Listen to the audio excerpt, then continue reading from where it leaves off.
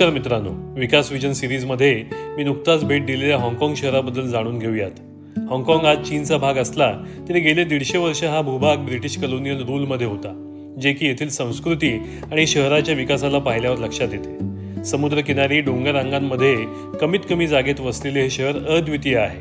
सर्वसाधारणपणे इमारतींची उंची 80 माळ्याहून अधिक आहे. उभ्या डोंगरावर चढणारी व्हिक्टोरिया ट्रॅम्प तुम्हाला शहरातल्या सर्वात उंच ठिकाणी म्हणजेच व्हिक्टोरिया पीकवर घेऊन जाते. तिथून शहराचा अभूतपूर्व नजारा आपण पाहू शकता. समुद्राने विभक्त असलेल्या हाँगकाँगच्या उत्तर आणि दक्षिण भूभागाला जोडणारी स्टार फेरी बोट सेवा अतिशय लोकप्रिय आहे.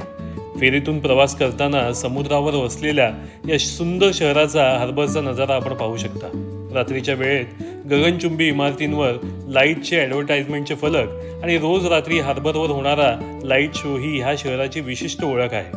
अनेक सारे छोटे मोठे नाईट मार्केट हे शॉपिंग व स्ट्रीट फूडसाठी पर्यटकांना मोहून टाकणारा अनुभव देतात. हार्बरवर चालत असताना सहजपणे पाहायला मिळणारे प्रीमियम लक्झरी ब्रँड शॉप्स जसे की LV, सेंट लॉरेन्स, गुची इत्यादी हे या शहराच्या राहणीमानाचा दर्जा दाखवून देतात.